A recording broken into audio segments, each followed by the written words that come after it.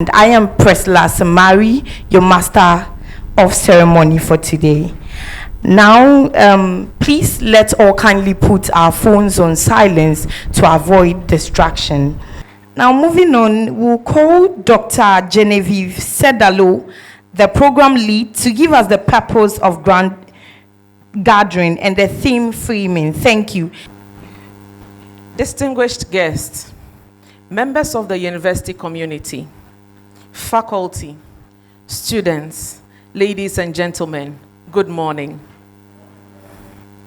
I warmly welcome you all to this morning's International Women's Day program, jointly organized by the Department of Marketing, the Total Quality Management Team, and She Academia. She Academia is a group of female academics who intentionally came together to support one another through mentorship and shared learning. We appreciate your work and your vision. Our theme is Give to Gain, empowering skills, elevating visibility. It is a practical rule for progress, especially for young women. Here is the truth. Talent is everywhere, skill is built, and visibility is earned. Many people have the ability, but opportunities often go to those who can prove what they can do and present it with confidence. Think about your last proud achievement: a strong grade, a leadership role, a skill you acquired. You gained something because you gave something out. And what you gave was time, discipline, consistency, and practice. That is the first lesson for today. Give effort, gain competence. The second lesson matters even more in today's world. Give proof and gain opportunities. Skill without visibility is silent power. If people do not know what you can do, you will not be recommended, selected, funded, or promoted. International Women's Day is both a celebration and a responsibility. We honor women and girls for their contributions to families, institutions, communities, and the nation as a whole. We also face what still needs fixing: unequal treatment, unsafe spaces, and stereotypes that shrink women's confidence and visibility. Dignity, opportunity, safety, and voice should not depend on gender. They should be normal. This is a Women's Day program, but we cannot eliminate the men, and we should not. Men are partners in progress. If we want women to gain visibility, men must give something as well. All we are asking from the men is that give credit to women. That silent act improves fairness and changes culture. So what does this theme demand of us at UPSA campus? It demands that we build skills. We treat every opportunity as a trading opportunity. We must learn to communicate. We must learn digital and data basics. We must learn leadership through service and teamwork. We should volunteer for responsibility and not for the attention. Every assignment or project you are tasked to embark on can shape your competence and your confidence. As I conclude, let's all carry one commitment, simple but serious. I would make an effort to build skills. I will give proof to elevate visibility. I will give respect, fairness, and courage in supporting others. If we live this, we will gain a stronger campus and a future where talent is not hidden. Stay back, enjoy the program, and thank you for being here this morning. Thank you so much, Dr. Genevieve Sedalu, for that wonderful theme. Now let's move on by calling Dr. Ya Amponsa Chumesi to give us the first presentation on transferable skills.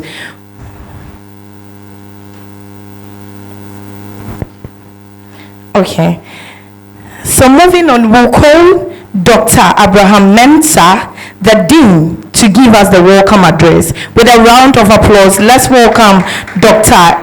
Ernest Abraham Mensah. I'll share a few thoughts to welcome us. I know you have already been welcomed, but I'll share a few thoughts to add on, and then the program will continue. So I want to appreciate the leadership of the marketing department, from HOD to the organizers, for this innovative program that they have put in place, not just to talk about the theme, but I'm very convinced that before we leave here, we would all have gained one idea or the other, and even skills enhanced to move on from them. So the theme, give to gain, empowering skills, elevating visibility. It is not just a day on the calendar. It's a celebration of courage, resilience, creativity, and leadership.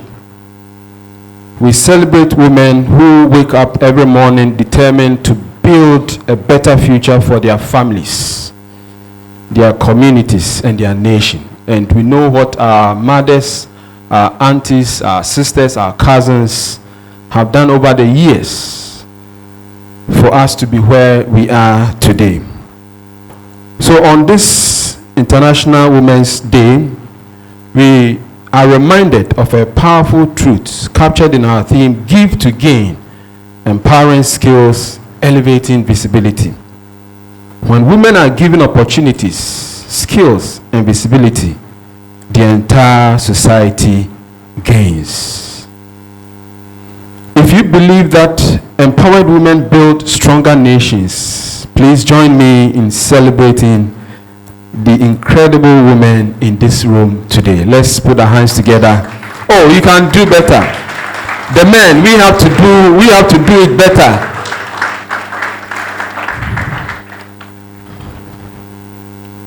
Before I continue, I would like every woman here to do something simple. Please place your hand on your heart and say quietly to yourself, my voice matters. My contribution matters. My future matters. Thank you very much. Oh, you can do that. You can do that. It adds up to the color of the program. Because when a woman believes in her value, she becomes a force that can transform families, institutions, and nations. In Ghana, we say a woman is a flower in a garden. Her presence brings beauty and life. But beyond beauty, women bring wisdom, resilience, and leadership. When women flourish, communities flourish. So I want to advise the men here. Men who only see the beauty of women and don't see all the other things that I've spoken about, please repent and see beyond beauty. Real life examples. There are many women who have been champions of medicine, pharmacy, entrepreneurship, and they are all over. We can talk of Dr. Elsie Kaufman. We know about the National Science and Maths Quiz because of her energy, her brilliance, and everything. We see where this national program is. There are many others, like Patricia Obunai, the Chief Executive Officer of Vodafone, and many others who are doing wonderful things across the nation. We are looking forward for the first female president of this country. Oh, I said we are looking forward. And it will come to pass. It will come to pass. So let's continue supporting our women. Empowerment requires two essential things: skills and visibility. Skills give women the confidence to act. Visibility gives women the platform to influence. Across Ghana today, young women are launching businesses, leading research, and excelling in academia, innovating agriculture, and shaping national conversations. And even in this university, we have a lot of women in the IT space. Some of us men, when we hear of IT, we are shivering because of what is involved, but we have women who are doing so well in these areas. So empowering a woman is not giving her power. It is revealing the power she already has. Empowering a woman is not giving her power. It is revealing the power she already has. So women, you're already powerful. We are only helping you to recognize that that power is in you. In fact, there can be no meaningful development without the involvement of women. No meaningful development without the involvement of men. Call to action. To every woman here this morning, your voice matters, your ideas matter, and your contribution matters. Do not hide your brilliance. Do not shrink your ambition. Do not underestimate your influence. Let us mentor the next generation.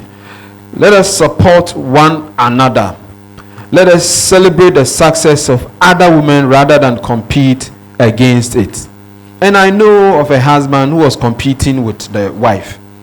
So I said to myself, this husband is not wise at all. Why? How can you be competing with your wife? Because the wife has been given to you. It's for you. That is your wife. And you have also been given to the wife as a husband. You belong to each other. So why compete with each other? So men here who are married and are competing with their wives, please stop that. It's not a good thing at all. In closing, because when one woman rises, she does not rise alone. She lifts an entire generation with her. Let us celebrate every woman who has dared to dream, dared to lead, and dared to make a difference. Give knowledge, and we shall gain transformation. Give opportunity, and we shall gain progress. Give visibility, and we shall gain inspiration. When women are empowered, nations flourish. Happy International Women's Day, and thank you very much. I wish all of us a very, very wonderful, successful deliberations ahead.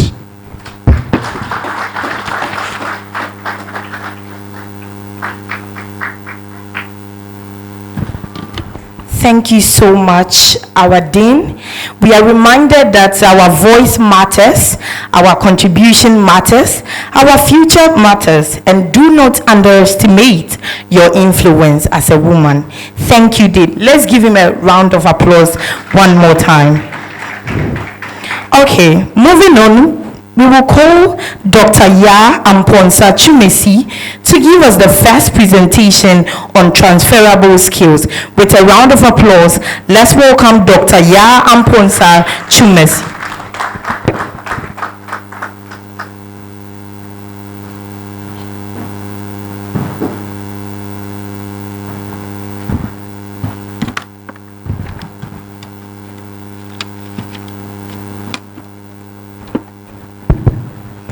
Hello, good morning,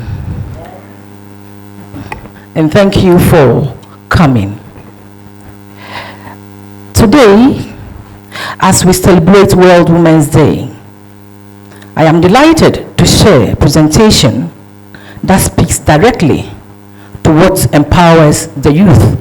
I will not say empowers only women. Now we empower, if you are empowering, then we are empowering the women and the men at the same time. So empowering the youth in the modern workplace. So I've tamed, my topic here is transferable skills, the capabilities that makes you unstoppable. For generations, the youth has been told that the degree is their ticket to to success. Yes, it is. But there are other things that we need to add to it. But the job market now has fundamentally shifted. In today's economy, what truly matters are the skill you bring to any room. The ability and your ability to think critically and creatively, to adopt with resilience, to lead with emotional intelligence, and continuously reinvent yourself. So, we will continue with our presentation. So please.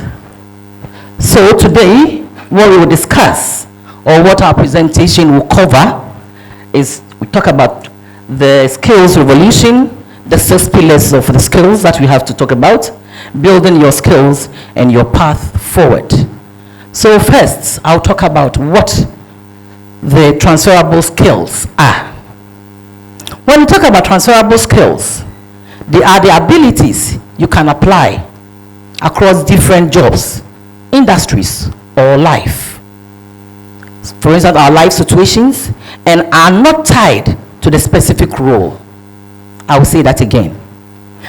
Transferable skills are the abilities you can apply across different jobs, industries, or life situations, and are not tied to a specific role. They transfer wherever you go.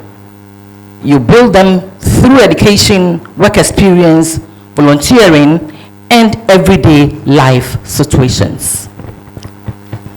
So, talking about these transferable skills, we say that when we talk about them, please let me move forward a bit to because of the, what we have here. It's somewhere, I don't know why it happened like this. So we're saying that when talking about transferable skills, here, one, we need them. We need them simply because they are applicable universally. Wherever we find ourselves in this world, we need them. Saying that transferable skills work across industries, any role, any company. Unlike technical skills that may become obsolete, these capabilities grow over time. An example of these are that you can talk about these transferable skills, their communication, where in essential health, technological finances, education, and everywhere that you find yourself. What makes these skills transferable? What makes them transferable? We will talk about them as we move on. And we need transferable skills simply because now AI is taking wherever we find ourselves, whereas AI is taking over. But we need these skills to help us. Whilst AI can process data and generate content, it cannot match human empathy, emotional intelligence, or creative job. These skills are your competitive advantage. We know that as marketers and as business people, we've been taught that we need something to compete that will help us when we move in our system. And we'll also talk about proving the return on investments. When you gain these skills, research shows that entrepreneurs focus on soft skills here the triple performance. Once you know what you are about, it helps you. And they have a multiple effect wherever we find ourselves, we can communicate, we can educate, we can, whatever that we want, this helps us. And this makes, here we're saying that what makes transferable skills important, here we cross-functional. You can apply them in every department that we find ourselves. They are evergreen, and here they help us to collaborate. And talking about these skills, that's what we're talking about today. These skills that we call them transferable skills, I will explain them a bit better before we move on. So these 6 pillars, talking about cognitive mastery, adaptability, emotional intelligence, communication, continuous learning, and digital fluence, are not just career tools. They are foundations of independence, confidence, and unlimited opportunity.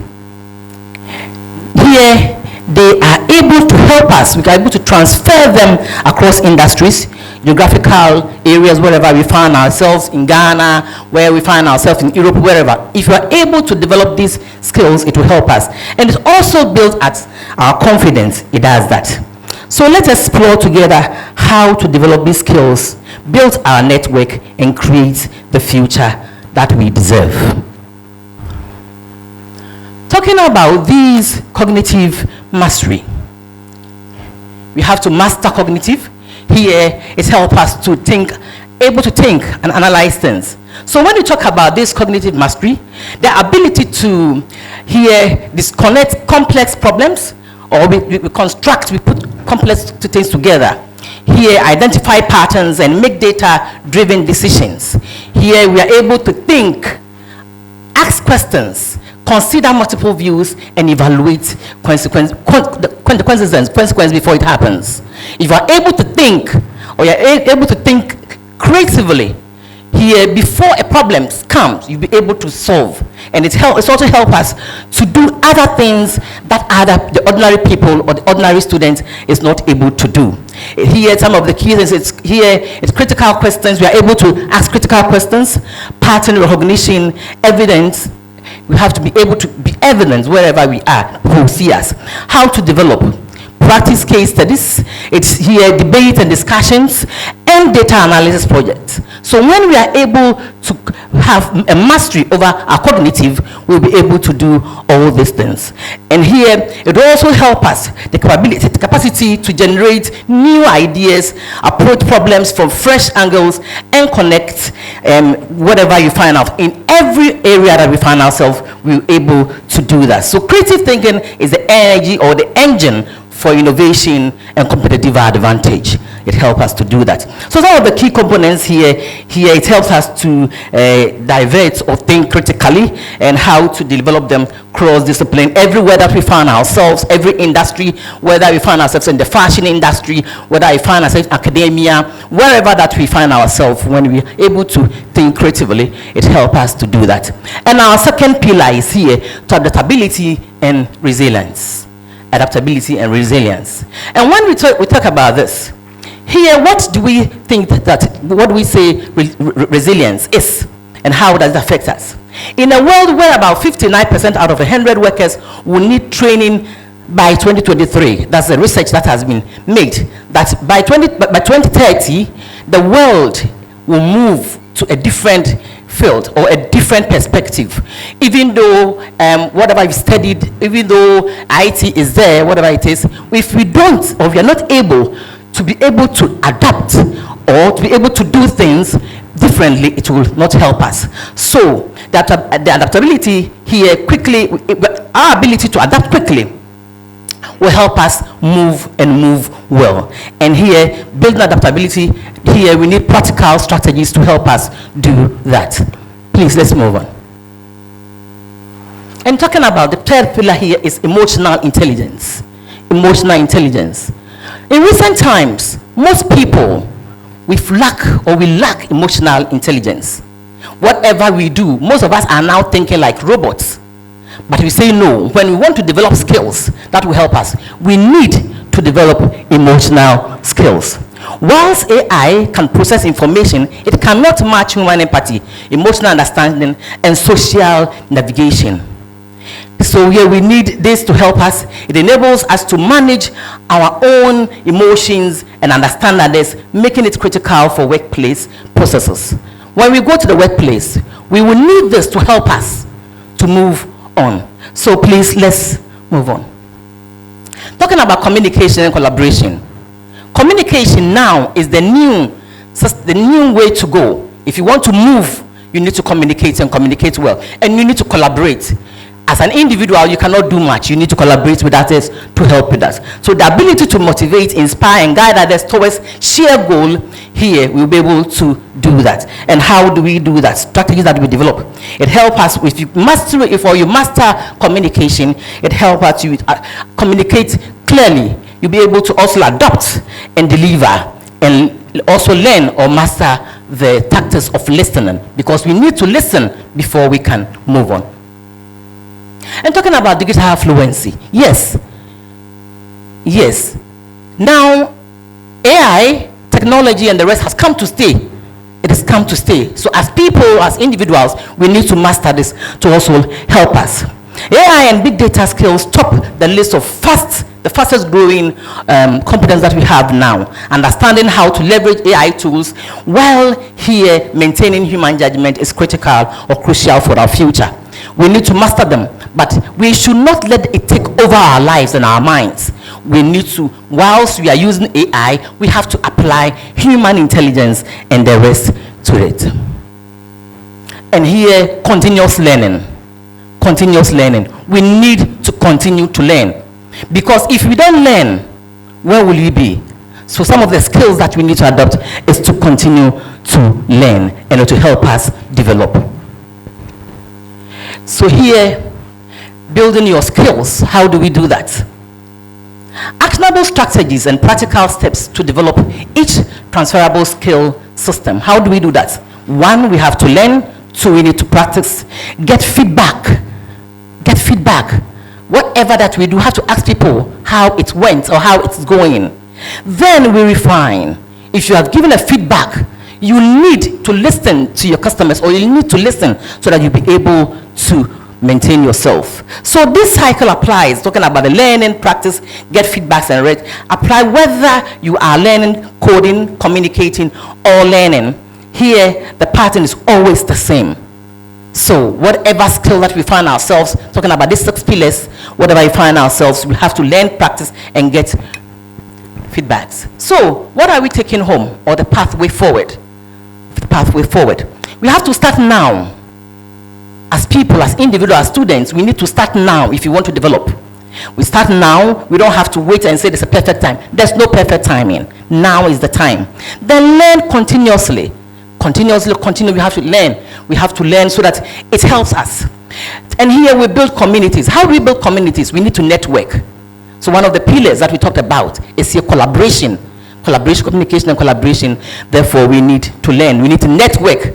That's why most times we study in our groups and studies. This helps us to collaborate and to help us to move forward. And we have to embrace failure. Embrace failure. When I say that, people say, why? We need to embrace failure because failure is part of life. And the number of times that you fail does not matter, but the number of times you're able to get up and move on, that is what matters. And here, you have to stay focused. If you don't stay focused, if you fail, you'll not be able to get up. And here, think business. We need to think business. As we move on, we need to think business. So, this world, I will end up by saying that this World Women's Day, our message is clear. Your value is not defined by one role or one company. It's defined by the skills you build, your willingness to learn, and your commitment to growth. And the power belongs entirely to you. Thank you very much.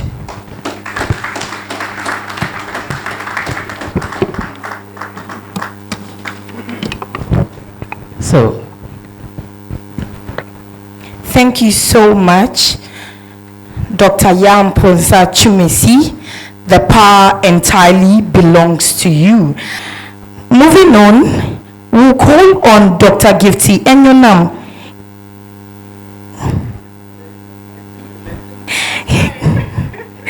to give us a second presentation on visibility.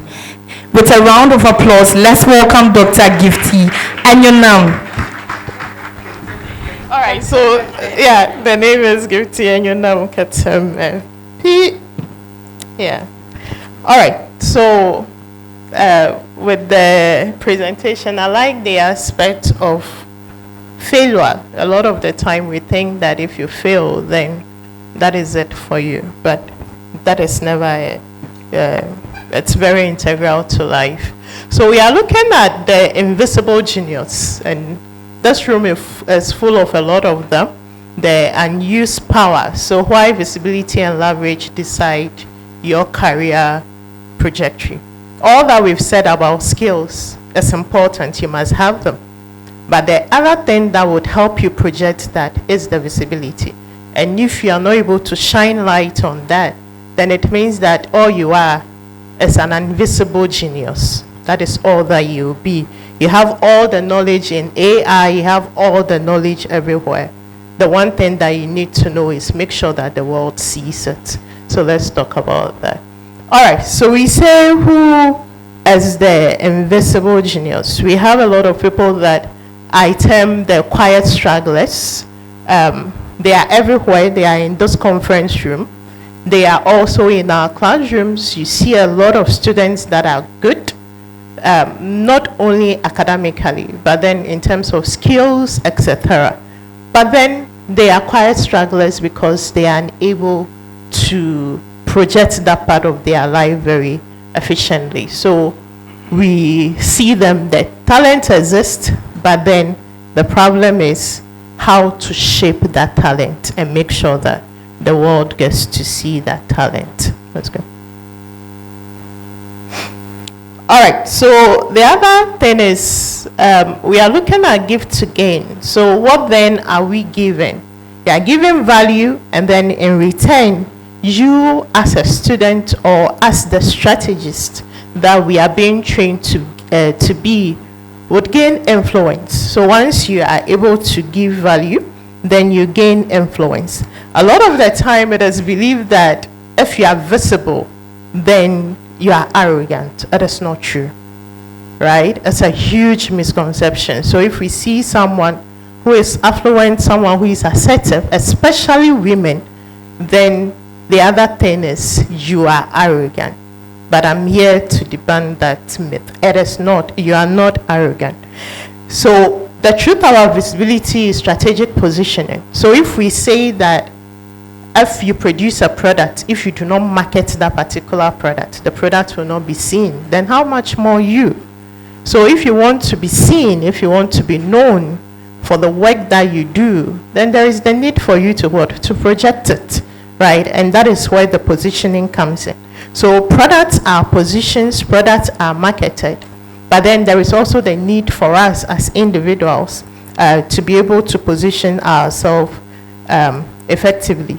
So we have your ideas, your talents, your skills that we've talked about, even your life experience, right? What you've been through, how you grew up, where you grew up, what you've been able to achieve from where you grew up. That is a whole message that someone is willing to pay for and have you talk so that they will listen to you. When I was a lot younger, we have the likes of Day to Me, right? And they've made their name through talking to people about their life experiences, right? They wrote books based on their life experiences. So your life experience is something that somebody wants to talk, or you talk about it, and then the person is willing to pay to listen to. We have the TED Talks, right?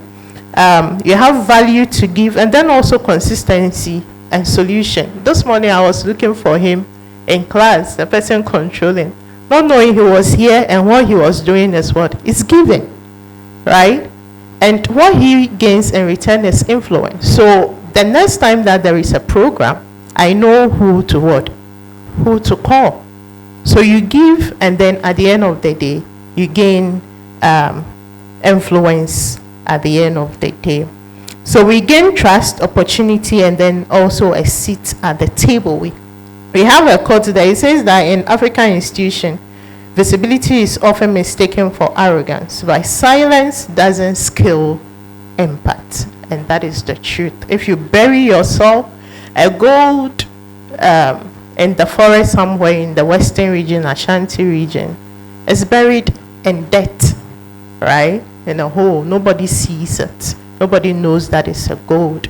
So yeah, visibility is not arrogance. All right, so visibility is strategic positioning, as I said earlier. So you must market yourself. So with visibility, you're able to build trust. Trust, once the people in power know you, the people that matter. In every organization, we have the people that matter. For you, it's your lecturers that matter. We're in class. When we were here, one of my students was coming in. Yeah, there he is at the back. All he had to do last semester was to say that I want to do a presentation. I normally give students 20 minutes to introduce the topic that will be presenting in class. And he decided to do it for the 3 hours. And he did a perfect job. So when there was an opportunity, I knew that he would do a perfect job, right? It was even at the program that we drew out a bio for him. So that is what visibility. And what he gained in return was influence. So when we finished, he was telling, not only did he get money, he was telling me that a lot of people, he took their numbers and they said they'll help him with this and with that, etc. Right? So that is what we are talking about. You must be seen, you must be known for us to be able to give you opportunities. And at the workplace, don't be scared to go to the people with power. They should know you. They are the people that matters. They will make sure that you attend a meeting. They will make sure that you get a position. So when people are burying themselves at the back, afraid of being known and talking to the bosses, don't be. Go to the dean's office. Our dean is here. Have a discussion with him, right? Call the HOD and have a discussion with him. Go and book an appointment with the VC and have a discussion with him. That is how you sell yourself. That is how you get to know. And then there is also the risk factor. If you do not let your work speak for you, but nobody is listening, then at the end of the day, you lose, right? You are the one that will lose. All right, so that is why leverage comes in. When I was young, everybody says that I like to be seen. And it's true, I like to be seen, right? But for me, it wasn't just a matter of being seen.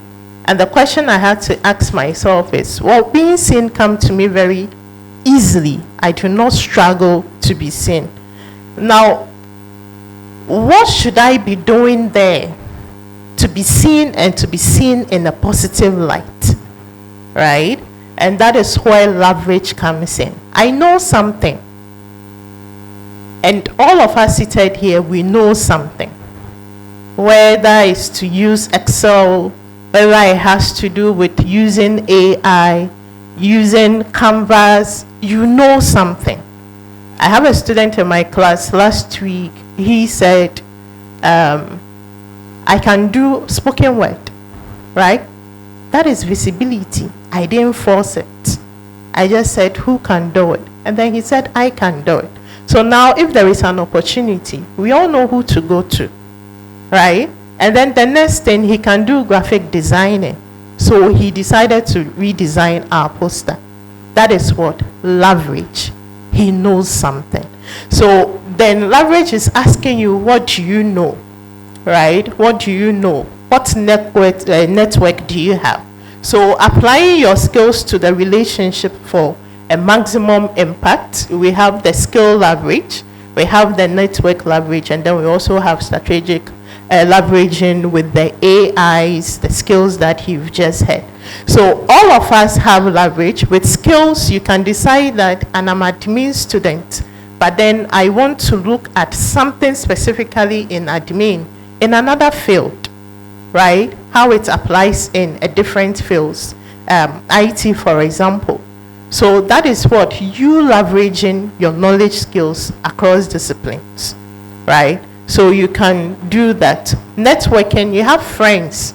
I always tell my students that the richest kids in the class, they should be your friends.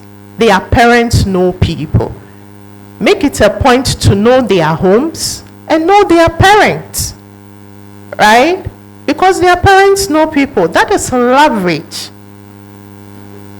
right? It's leverage. So the rich kids in your class, whether they are proud, they are pompous, that is none of your business. What is your business is getting to know who they know. Did you hear that? Yes. Getting to know what? Who they know, right? So make sure that you are building on your network. Let's go. All right, so leverage, using what you have. We are saying that if you are not able to use the tool effectively, that is visibility, and then also leverage effectively, then what happens is that you are losing. But if you are able to use it very well, then you become a catalyst for change, for huge change actually. So visibility ensures that your work is seen, and then leverage also makes sure that your work is actually impactful. So there we have the shift from the contributor just doing the task to a catalyst where you are actually causing change. Look at the celebrities. So we have a lot of celebrities. What they have is visibility, and a lot of the time what they do not have is leverage, right? So if you are someone who have leverage, which means that you have a lot of knowledge but you do not have visibility, then you are just a gold buried in the dust somewhere, the unseen genius, right? But then when you have the other one, which is visibility, and you do not have leverage, then you are just like a celebrity. Everybody sees you, but your message is totally empty. But what you want there is a message that is powerful, right? So that you have followings and people are willing to pay money to listen to what you have to say, or to do pay for what you want to do for them. So navigating the African professional space, we have in Africa, hierarchy is a big deal in Africa. Oh, it's a big deal. Humility, where we are talking about what? If you are seen, if you are assertive, if you are known, if you talk about your work proudly or what you can do, then we see it as arrogant. So you have to think about that too. And then there is the issue of resource limitations, right? So those are the things that we must be navigating. And why does it matter? Because institutions are underfunded. Let's take UPSA for instance. So if you have a genius idea to produce something, the institution might not be able to help you. If you go to state institutions, they might not be able to help you. And that is where leverage visibility comes in. If you are able to use the AIs, the social media space, etc., then you put your message out there. You put what you can do out there. Then it means that you are making headways. And then the rigid system. Leverage helps you pass by the gatekeepers. Right? Networking. So what I said about knowing the people that matter. Right? So if you know the VC of the school and you come to me with a project and I am saying no, why do you go to? You go to the VC because you know him. But how will you be able to know him? How will you be able to know the VC? You book an appointment and make sure that he becomes your friend and he knows you by name. Me, if I want you to know me by name, you know me by name. It's as simple as that, right? So you go there. I had a friend, he's late though. He went to the law court just to see Raymond Tuguba, right? He was passing, his office door was open. The secretary was saying no. Then he made sure that he prolonged the conversation. The man came out and said, how can I help? He said, all I want is 5 minutes of your time. And the man said, come in. They ended up talking for over 2 hours. Right? I've been a secretary before. Our job is to tell you no. And you must guess past that no. Is that okay? And then we have global competition. So visibility position you for global roles. If you are able to play your trump card well, you get onto the global stage. We have the likes of Greta Thunberg, right? All she had to do is champion what? Climate change. And she's everywhere with opportunities. We have Malala. All she had to do is to champion girls' child empowerment. She was shot in the head. She didn't die. But she's all over the place, right? Ghana, quite recently, we have 3 girls. Saito, how do we call them? Saito, yeah. And all they are doing is what? Talking about the good old Saito that all of us went to, or at least majority of us went to. And they have gained all the feasibility that is needed. So you see that you can easily do it, and then you get seen, you get funded, and you get the help that you need. So key insight, you do not need power to use leverage. You need to understand influence, right? So don't say that I'm not powerful, nobody is giving me power. You do not need anybody's permission. No one, right? Just understand how to play the game of influence. Let's go. All right, so practical moves to make as students. Document your impact, keep a record of achievements, and then also make sure that the actual actions are actually being reported by you. So it's not just a list that you did. I attended this program. This program is give to gain, right? You must state what you got out of it, or what you were able to contribute to the program. So you serve as an usher, you did this, you did that. You must state the actual results that you were able to achieve. So not just a list of things that you did, but the actual results. And then you also build across sectors. So from one discipline to the other. Don't say that I am an admin student and that is it. I shared something with my students in class. A colleague I did admin with, first degree, up to today cannot get a job, right? And I told them how they can bypass that. So it's important that you become transdisciplinary. Is that okay? And then you're also speaking strategically, share insights in class and seminars, frame the discussion. Frame the discussion. How do you want the discussion to go? You frame it, and it should be around something that you can actually do and you know how to do well. That is leverage. Then mentorship. Give your time to learn from those ahead of you. It's important because we do not know it all, and the people that came before us have all the ropes. So your lecturers, get them to mentor you. If they do not have time, tell them that you can do this and that for them whilst you are understudying them, right? So give your time. And then it starts now. So give to gain in the university. This is free resource that has been given to you, UPSA. So use the school as your stage to be able to develop yourself. So align with the future. We are Africans, right? We are Africans. So align with the future. Positioning for continental stage, personal growth, and national continental narrative. Then key framework. So we have Agenda 2063. Look out for it. Look at the key things that are there that the continent want to achieve. Then just pick one of them and start talking about it, right? Or design a proposal. We have your lecturers here. Have them to look at it for you, and then you send them out to the organizations that matters. Ghana has a lot of health issues. Quite recently, someone died because there was a no-bed syndrome. That could be a whole project for you, right? We have issues with blood donation. That could be a whole project for you.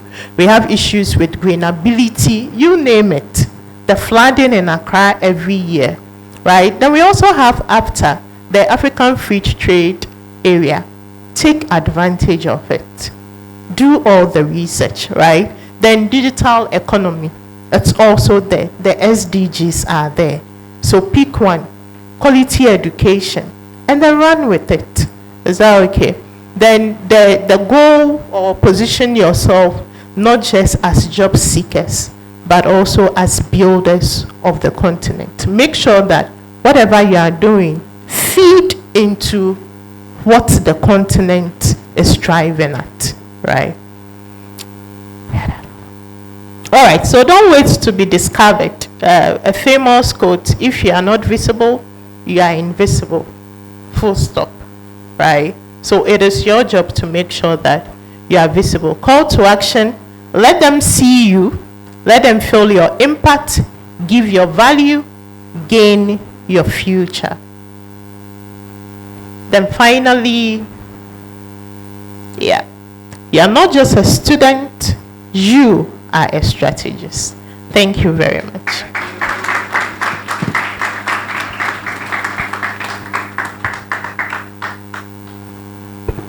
Thank you so much, Dr. Gifty Enyonam.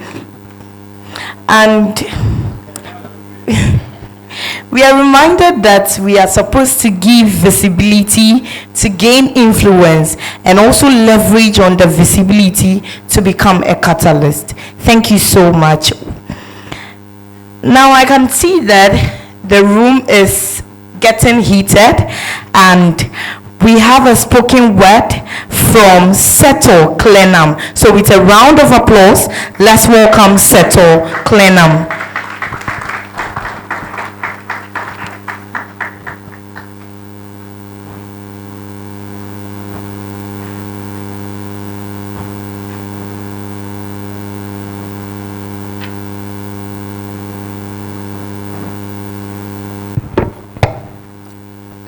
Hello everyone, good morning.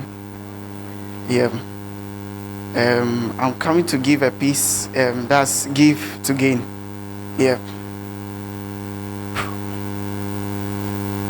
Give, we grow, pour, we overflow, lift one voice and watch a generation echo.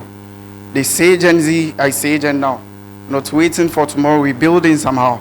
The system suggests I change, the system births, I modify. They complain about the rules, I study how to multiply. Who am I? A dreamer. Light still in the midnight hour, not just building, becoming power, not just grinding, refining sight, opening what I call my third light. Take off the gown of entertainment, harden the grind, unfold the blind, now watch me shine. I make goals bow, I make souls vow, when pressure speaks loud, I don't break, I grow. Who am I? The builder. I take my pen, intention. I take my book, attention. I take my phone, yes, information. No excuse generation. Now, well, for a moment, I almost forgot, but I did not. Today is certainly not about me. It's about the hands that pour so that we can overflow. The women that give and we grow.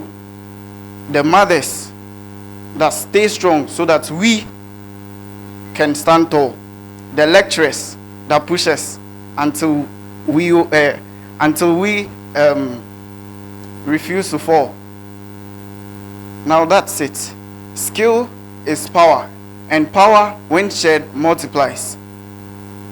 Empowered women raise empowered men. So if I shine, know this. Somewhere a woman believed I could. My mother, my mentors, the vision in this room. Give, we grow. Pour, we overflow. Lift one voice and watch a generation echo.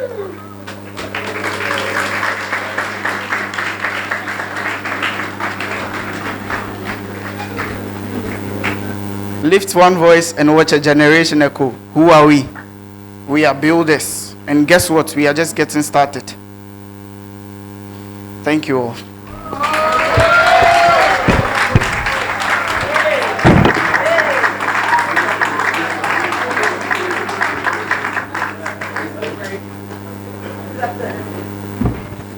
Thank you so much, Clenham. Thank you so much. What I took from him is I don't break, I grow, says the builder. Skill is power, and empowered women empower men. Thank you so much. Now it's time for our panel discussion or our panel section. With a round of applause, let's welcome Dr. Eunice Afechi, Dr. Timothy Kobla-Zilevu, Dr. Leaford Ameibo, and Mrs. Caroline K. Ahokonu. Thank you so much.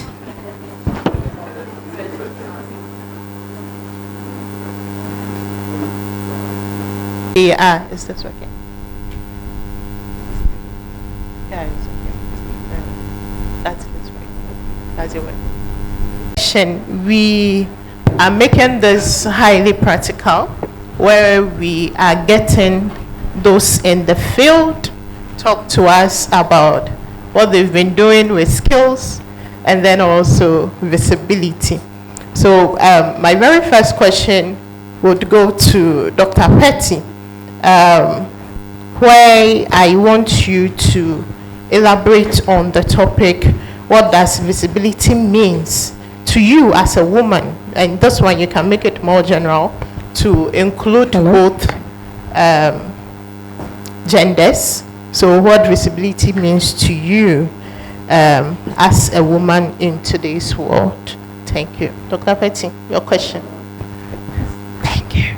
Thank you so very much for the question. Coming here this morning has been so insightful. I've learned so much already. And so for me as a woman, and also in general, even from the discussions we've had so far, visibility is not about noise. It's not just being out there, but visibility is actually being heard, being seen for the value you bring to the table. And so it's not just about occupying spaces, but for what you are and what you are known for, bringing impact. For me, I think the impact is key. So you rightly mentioned that you leverage what you have. And so when you want to be visible, it's about telling the story as it is. Even when the room is quiet and when there are many other voices, you want to be heard for what you actually stand for. Where visibility is, it brings about possibilities. So if I tell you my story, for example, where I started from, where, for example, my mom never even had an opportunity to go to class 1.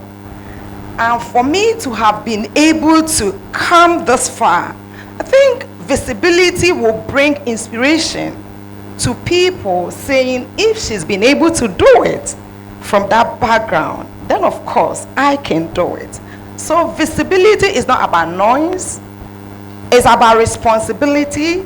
It's about intentionality for what you are, whom you are, being holistic, being heard, and being noticed for whom you are. It's about having competence and skills without apology, and standing up for it and making an impact. So to me, I think that is visibility for now. Thank you, Doc. But how are you achieving that? Has it been an easy road? You talk about where you are coming from, where you were born, your mother. It's not been an easy road, but with determination. And at a point, I even started my life as a house help. But then I had focus, I had vision, and I knew that I wanted to impact. At certain times, even in my career, I had to stop a well-paid job that my families were like, are you serious? But then I felt that there was something in me. I needed to impact. I needed to give to gain.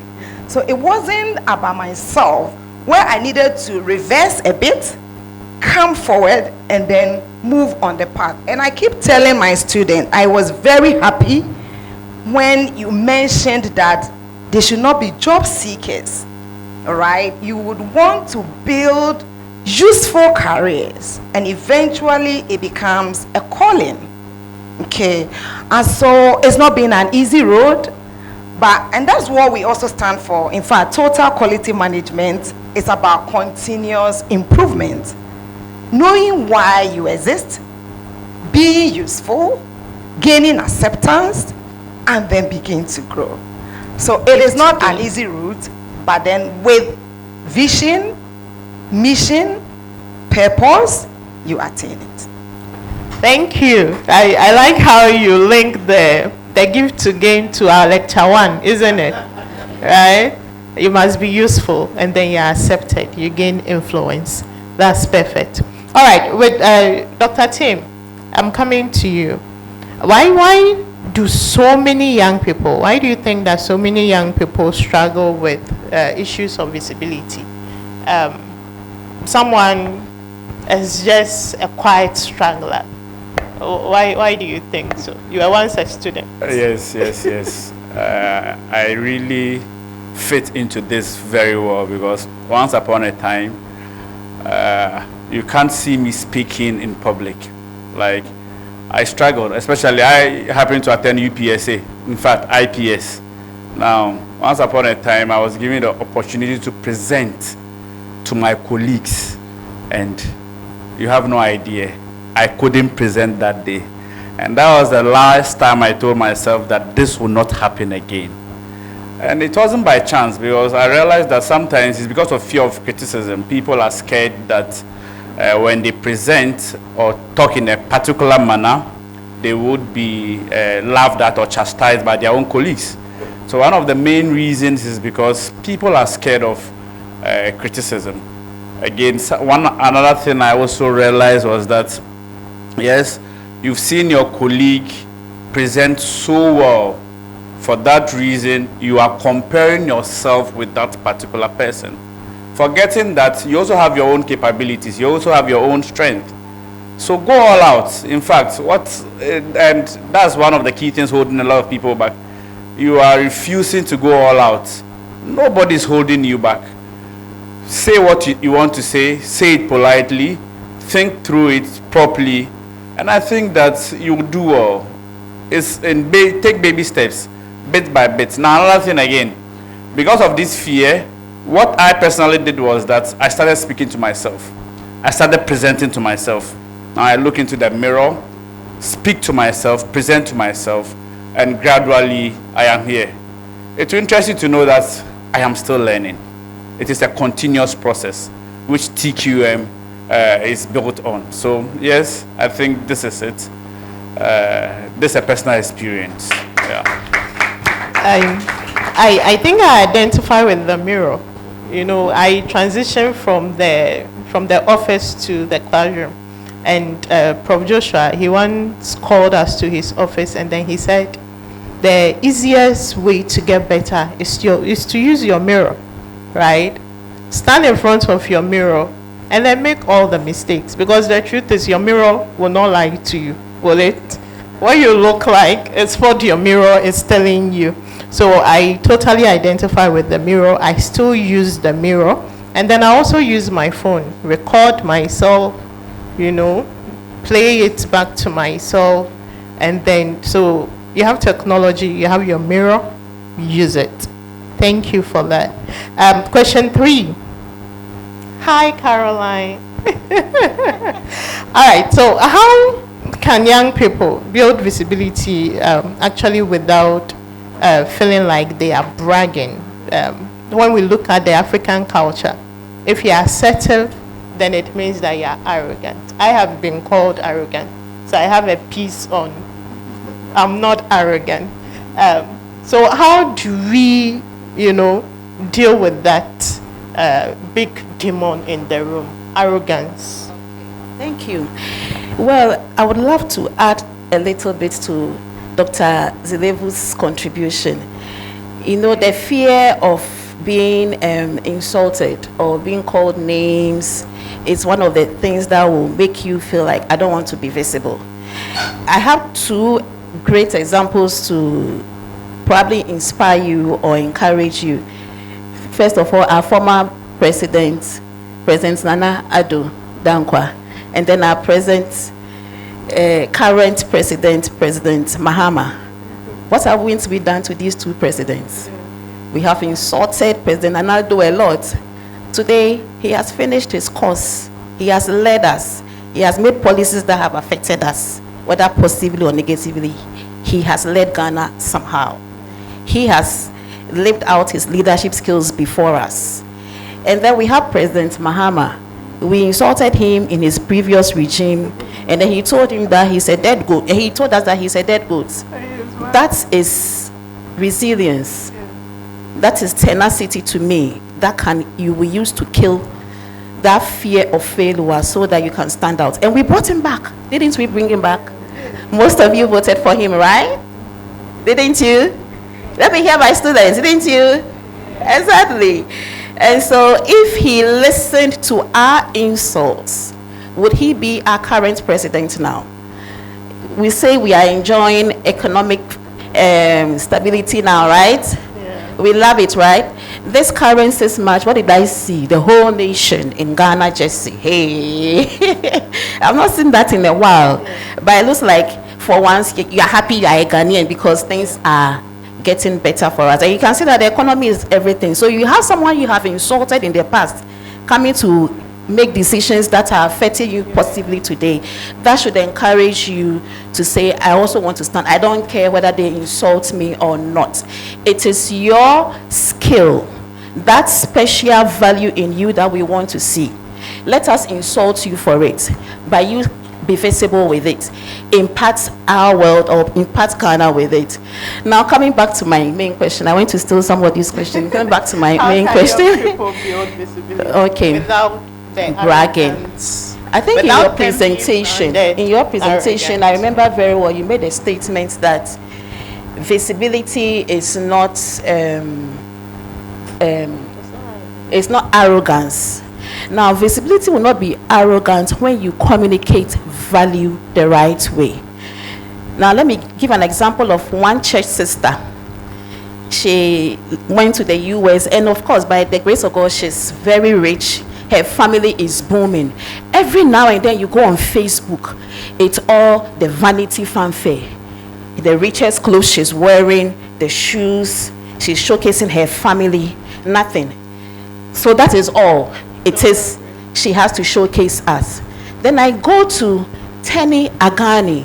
Tenny Agani is a northerner youth who is a social entrepreneur, and she's into vocational skills. She's actually trained young girls into weaving, and then she's also promoting their northern fugu, so they are beautifully dressed in one.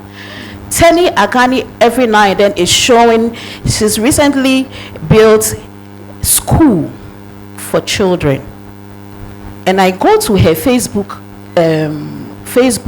blogging or profile page, and I see Tenny giving me value. She's challenging me. A young girl, I'm older than her. She's challenging me that you have to stand out with your vocational skills and your technical skills, or the soft skills that is necessary for the particular passion in which you want to pursue, or the particular passion you want to pursue. I quickly stopped following my church sister. Now all my life I've been following Tenny Agani because I'm proud of her. She's giving me value. So if Tenny comes to stand, she takes a photo of herself woven in a beautifully sewn fugu dress, I mean with all the aesthetics, and then having a beautiful basket with her. But before then, she has given me a beautiful story, maybe telling me about the fugu, the colors, the meaning of the designs, and then the basket and why that. Then what is she telling me? Is she giving me vanity? Is Tenny giving me vanity? No, she's not giving me vanity. She's not showing off. She's giving me value. So I'll always go to Tenny. So I'm bouncing it back to you. Be like a Tenny, then you will not be bragging. Then you'll not be seen to be showing off. You have actually positioned yourself. So she's positioned herself to showcase northern culture and also support young girls in some vocational skills. What do you want to do? You should communicate it well. You should communicate it with all the importance of that particular course you want to advance. Then you know that you are not bragging. And there should be consistency in that. You should be known for doing that. I also saw the Bastard Boys, and later on I learned they got the president's recognition. I've been seeing them going into gutters, bringing out all the dirt that we put in there. We eat at this stage, we still eat and then throw bottles and sachet water on the floor. Shame on us. We still do that, yes. At some point in time, I had to stop my car and talk to, how do you call it? Youngers, primary school. Is that what you learn in school? They'll say, no, go back and pick it. But I know that when I turn, they will do it. It is a shame to see students, even in uniform, doing that. And even our classrooms, you do that. I experienced that in my class last week. University students have littered their lecture rooms. So what am I saying? These bastard boys go down there and then clear the gutters for us. And they visibly show it. Yeah. It's so beautiful to watch. And I also feel ashamed that we do this to ourselves. So we are visible with value. Then we know we are not bragging. And we have to be consistent with that. Thank you. Visibility and leverage. Doing what? Knowing that you have something and then using it positively. Dr. Meibo, what role does personal branding, when we talk about the issues surrounding visibility, what role does personal branding plays in that regard? Okay, thank you very much. But I would like to say that don't be afraid to make mistakes. Make the mistakes. As for the bricks, they'll be thrown at you. But what you do with the bricks is what matters. Your reaction should be to gather the bricks and then use the bricks to be the foundation on which you build on. So that is key. Always remember that. So personal branding is very important. It is what sets you apart from, the flock, the rest. So you need to have something unique about you and be able to project it. Something that makes you unique that the others don't have, that you're able to project it. That makes you unique and stand out, that you can sell. Okay, so everybody is looking for what is not readily available. Think about it. There are so many drinks on the market, but there's a particular drink that everybody flocks to. Why? There is something unique about that particular drink. So a personal branding should be about what uniquely you have that a lot of people don't have, that you can position yourself to create that value that everybody wants to have. And that can be a place that you can start from. Yes, so that is the importance of personal branding. Okay, thank you. I think it was Friday, someone shared a story with Dr. Tim and I, where he said he learned something in class about how to show yourself, present yourself when you are looking for a job. And that was how he was able to buy a piece of land. So what he was taught in class, he just packaged it, and then he started going from one class to the other, telling them about how to go to job interviews. And that was it, right? So you have the leverage, the knowledge, and what you need to do now is package it and brand yourself as the one who have that knowledge, and you are good to go. Now, let's talk about skills briefly. Hi, Carol. When we talk about skills, I always tell my students that learn how to be a mechanic, learn how to barb people's hair, etc. What are the top skills do you think that young people should take advantage of in today's world? Because top skills. Yeah, the first degree maximum it will give you pay 1,000 Ghana cedis or less. So what are those things that can put you on? Okay, so first of all, I think you've somehow answered one. Now, the top skills, the very first one I would recommend is the technical skill of your choosing field. So for example, I'm a lecturer. What are the technicalities? I need to practice public speaking. I need to have good communication skills.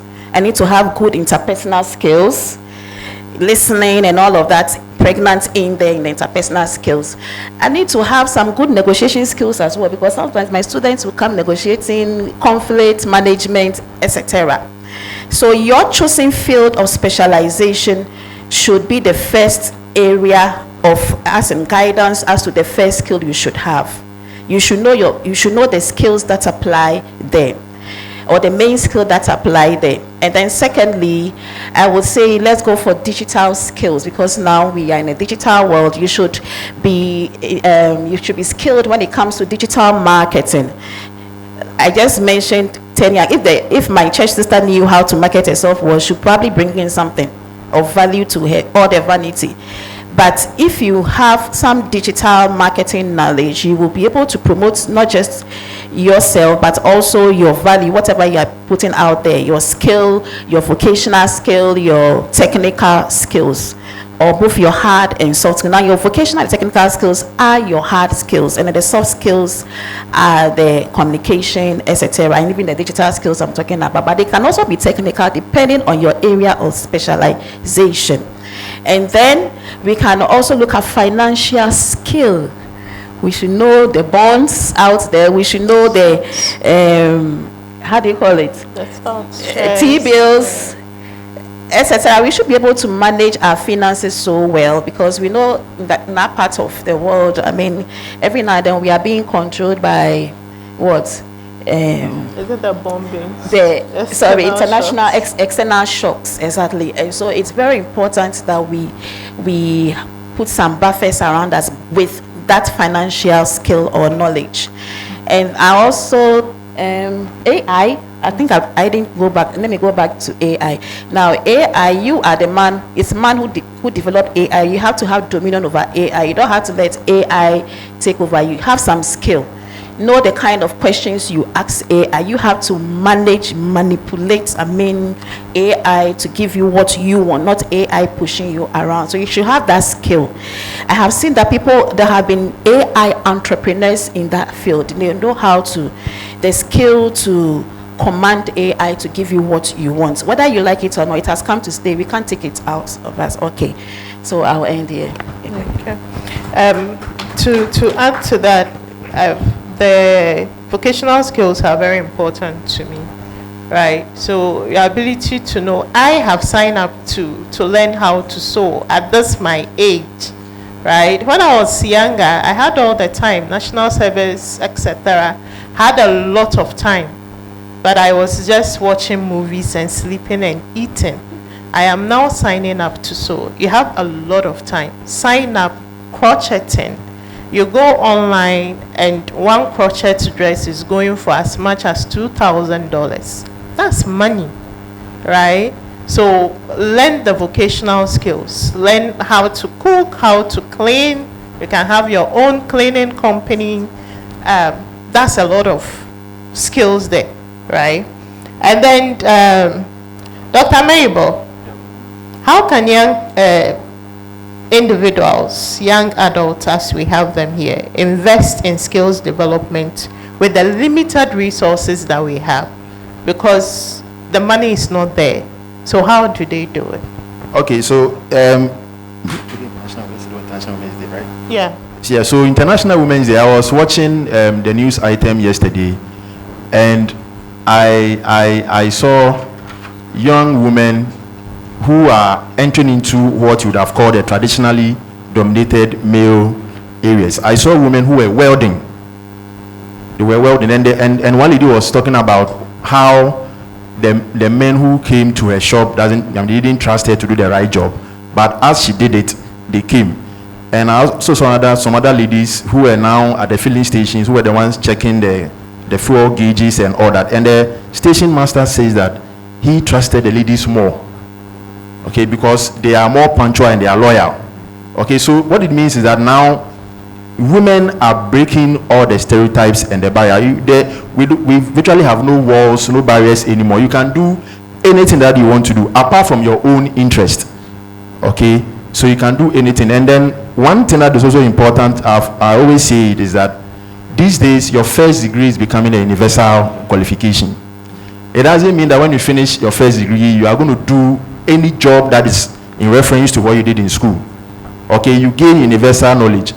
And also talking about skills that you also have to learn, please learn about the world around you. It's very important. Most of you don't understand what is even going on in the world today. What is happening between Israel, US, and Iran. You have no idea. So you go to interviews, they ask you what is the current affairs trending issue, now you have no idea. That is a problem. it means that your scope of knowledge is limited, and that is a problem. Okay, so you have to be intentional about understanding the world in which you live in. You have to read.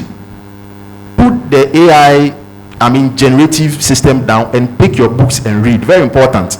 Broaden your horizon. Okay, so how do you now increase your skills or learn skills with limited resources? Accept to be mentored. Okay, accept to be mentored. One of the things that we fail to do as young people is to provide service and not receive anything in return. When we give service, we want something in return. You have to learn to give service. She was talking about bus stop boys. I always say that volunteerism is the surest route to getting visibility. But we don't want to volunteer. We always think that when we give something, we must gain something. It doesn't happen like that. You give to gain. I am here because I give. Okay, I'm here, and I'm proud to say that all the mentors I've had in my life are all women. I was mentored by Professor Goski Alabi. My PhD supervisor was a woman from Zambia. So I love women.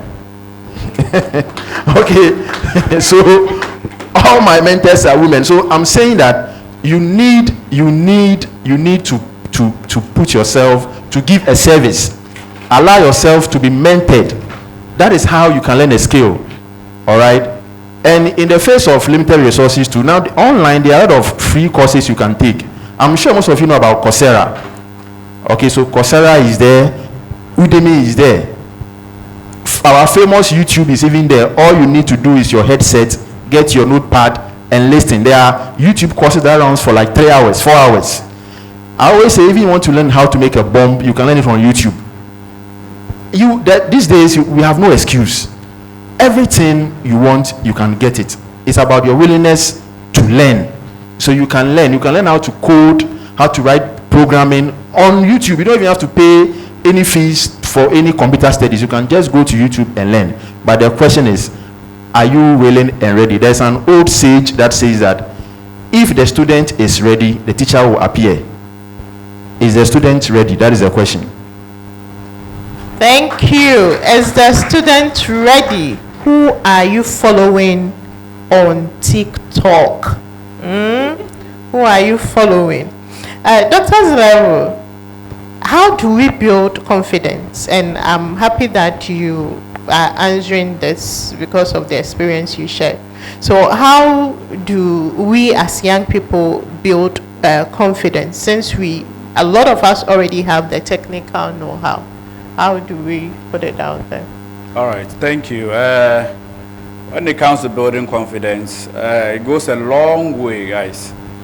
One thing I've realized is that most of the times we are not prepared for the task. So one of the key things we need to look out for is preparation. Now look within. Most of the presentations you do in class, you realize that you fidget because you are not prepared. You are scared because you are not prepared. You don't want to present because you did not do the work. When it comes to that, then it becomes problematic. So when it comes to building confidence, one of the key things you need to look out for is preparation. You need to prepare over and over again. I gave you an experience that when it got to presentation, I didn't have that confidence. I had to start speaking to myself. That is preparation. It's so important that young folks take these things into consideration. Also remember that to build confidence, you need some skill set. Now, Dr. Maybo just mentioned something that there are free courses you can go and offer, or you can practice on YouTube. Unfortunately, you don't do that. So how do you even have confidence in yourself? You have a first degree, yes, you just went through. When it comes to presentation, you don't partake, you managed to pass, and you did and you forgot. Now, they even call you for interviews, and you are fidgeting. They ask basic questions pertaining your course. You cannot answer them. So when it comes to building confidence, one of the key things is preparation. You should prepare. If you say you are an accountant, the basic rules of accounting, you should know them. If you say you're a marketer, the basic rule, the trendy things, when it comes to marketing and accounting, you should have them off head, and always develop skill sets. my colleague here also mentioned having some digital skill sets. Now you're in the era of technology and AI. Learn it. It's easier to learn it. You are always seeing people teaching AI on TikTok, YouTube, and all that, but you just scroll through. We have something called the doom scrolling. You scroll till you die. That's what people are doing. A lot of you guys, whilst I'm even speaking, you are still scrolling, and you don't even know what you are looking for. Let us stop. There should be a pause. Let us learn something. That's the only way we can build some level of confidence. All right, thank you. Thank you. Someone said something. It says, if you are on social media and the content you produce is a serious one, current affairs, etc., your following is 0, right? But when you are dancing and you are shaking your 1 million followers, isn't it? So what are you learning on the social media space? With the section 3, we'll invite all our lecturers, right? So if I ask the question, please. Oh, you have a follow-up. And so please, in addition to all that has been shared, be self-aware. Who are you and where do you want to go? If you don't know where you are going, every road leads you there. If you become self-aware and you identify that you are on the wrong path, speed is not important. Return onto the right path and begin gradually walking on the right path. And so being self-aware is very important and critical in this conversation. Okay. I also want you to tell us practically what are some mistakes that we can avoid as young people. When you were growing up, what were some that you made and, you know? I mean, these are the Gen Zs. And some of the mistakes you can avoid is not following the crowd, doing what everybody is doing. So I think it all comes back to being aware. And also, learn. And learning is not only in the classroom. Your environment, the people around you, being mentored. Please don't follow wrong advice for the sake of being a Gen Z. There are people that their father's name cannot even open windows. But then, let alone opening doors. So when you've come as individuals. Know your background and know where you are coming from. And then align with those that matter. Don't also think that because I'm coming from a very poor background, I want to hide. Be responsible for your decisions and go for the best. Thank you. Yeah, just to add a few words here. Some of the mistakes to avoid, Gen Zs, like she said. One thing I've noticed about our Gen Z generation, let me add myself to it because sometimes I want to feel Gen Z. It's time wasting. Yes, let's avoid that mistake of time wasting. Sometimes I see students waiting for the next lecture, and I'm expecting students to probably be at the library reading or preparing for the next lecture, and they are actually, as usual, TikToking, scrolling, or they have actually escaped to social media. This escape is dangerous. And so the time wasting normally leads us to rewriting papers, which is actually a waste of time. We are young and youthful. Most of us are single. If I am struggling at this stage, trying to further my education, it's probably understandable because I have a family. I'm juggling work life, family, and then other social commitments. But you are single. The only thing probably you can struggle with is your social life, which we are encouraging you to do, building extra vocational skills. And so if you are going to waste your time, probably your academic time to do social media, then you are actually wasting your youthful time. You could even learn those scrolling time. You can even learn a vocation on the internet, as my colleagues are telling you. So when you want to waste time, you still want to escape, why don't you take a 5-minute short video on YouTube on the next course you are going to read? If it's my class, TQM, go to YouTube, type TQM, Introduction to TQM, 5 minutes, 5 minutes or 7 minutes.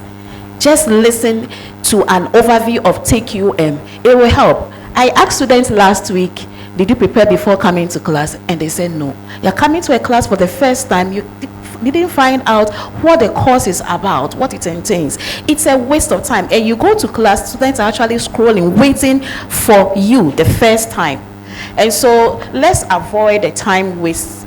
Let's be wise Gen Z students or generation, okay? The tag we have given to you, please, how do you call it? Make us what? Shame us. I mean, take that tag off it, that we all they know to do is to escape. Unfortunately, your time is a time of a lot of information, but you will have to use the information wisely, because it can easily help you to escape. Go for the right information, then you are not wasting time. Thank you. Thank you. So it's not Gen Z, as the play word says, it's Gen Now, right? Research shows that for the very first time in history, we have a generation that is less intelligent than the generation before, which shows that Gen Zs are considered to be less intelligent than we, the millennials. And that is a problem, a huge one, because the generation after has always been more intelligent than the generation before. So if we are having such reports, then it means that you have a lot of work to do. So it's not Gen Z, but as the play word says, it's Gen Now. Okay, so now let's invite our fellow lecturers in. There is a question here. So if I think the average age here is 19-20, right? So if we have a 20-year-old asking, where do I start from? Where do I start from with all that we have said? Please, where should they start from? Who am I bringing the microphone to? Where can we start from? Our lecturers. Where do we advise they start from? Should I come?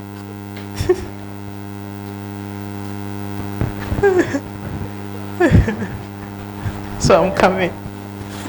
Okay, hello. Hi.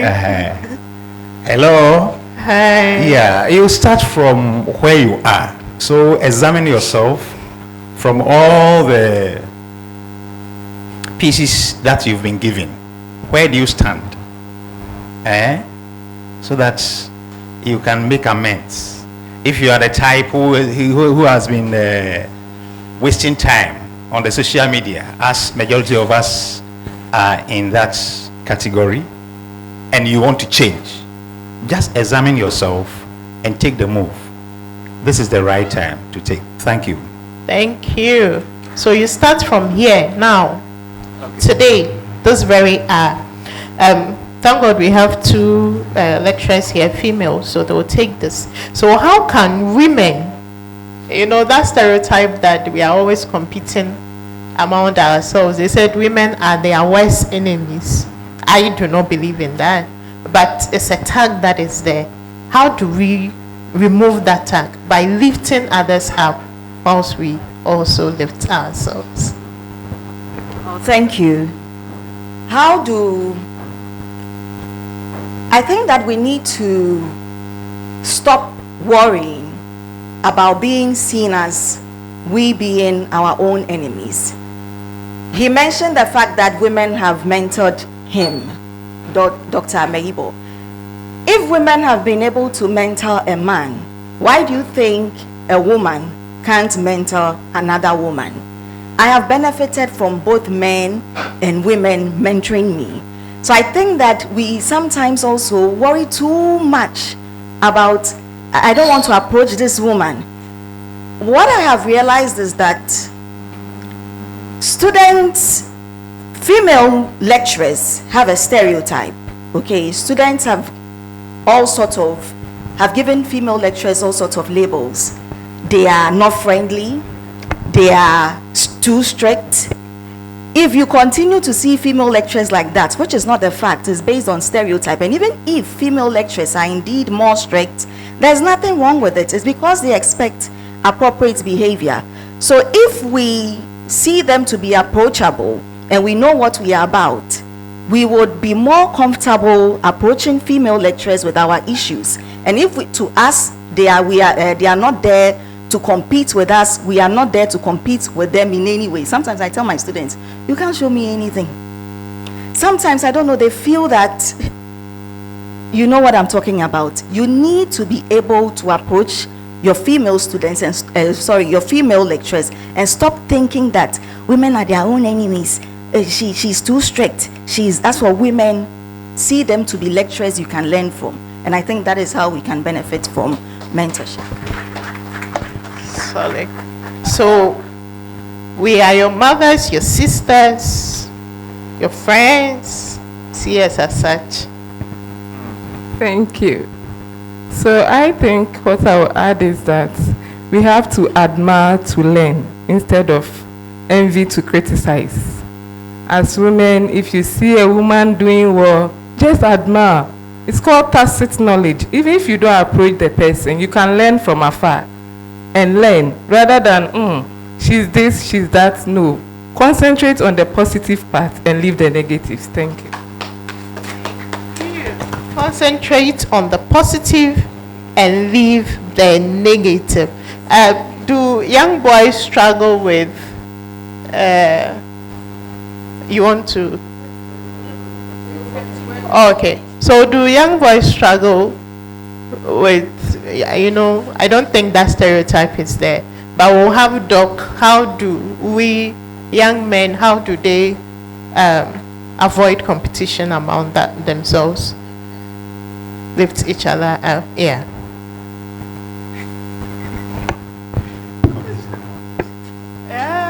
Are they competing among themselves? Hello, young guys, have you been competing among yourselves? On what?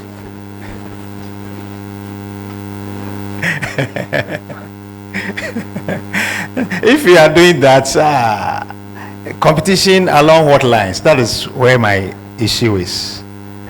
Why are you competing?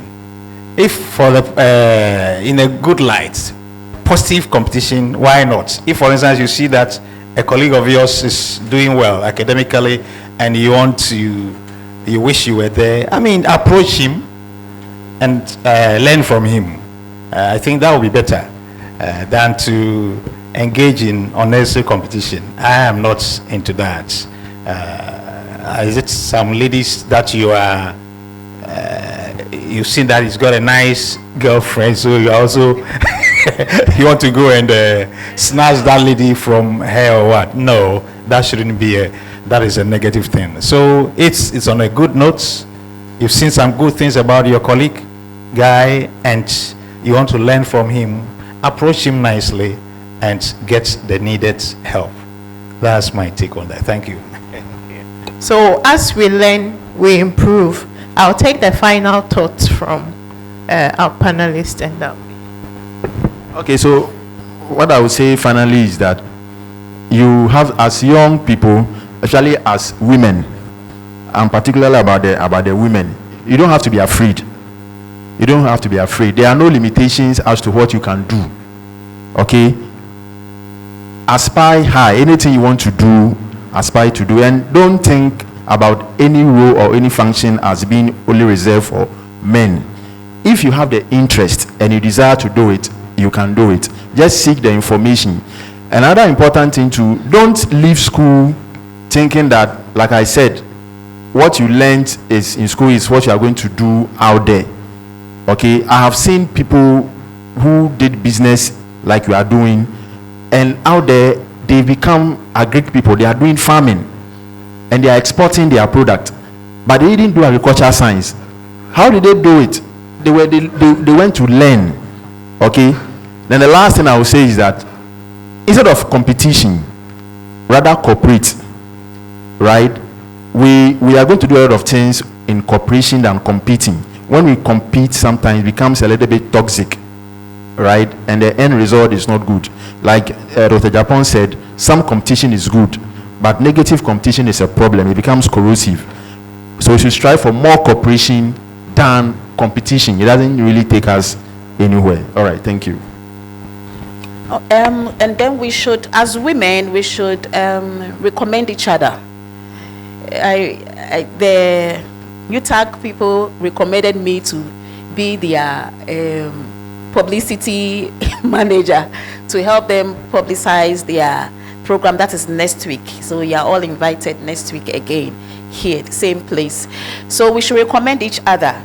If you know that another woman can do something better, is skilled in an area, instead of us competing, let's recommend each other. Let's also celebrate each other.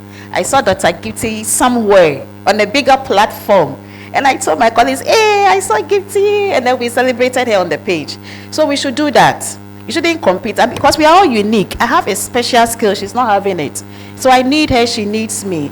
So women, let's not be competing or be envious or jealous of each other. We are uniquely special. Yeah, thank you. And I want to also say that there are too many average people. And if you're average, you get lost. And so you would want to be excellent to stand out.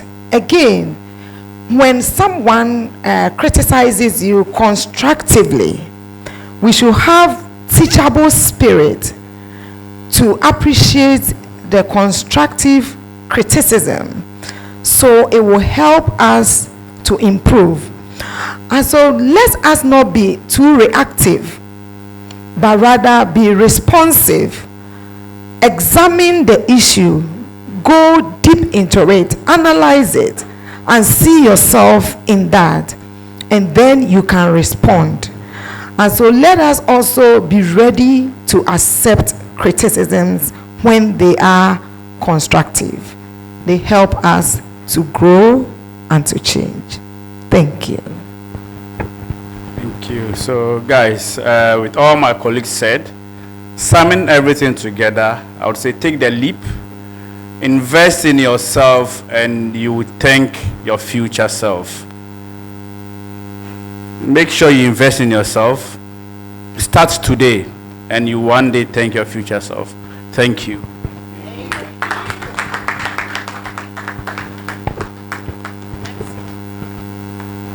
Okay, so thank you very much. That's Dr. Timothy Zilevu. We have Dr. Unita Petty. We have Mrs. Caroline Ahokunu, and then we also have Mr.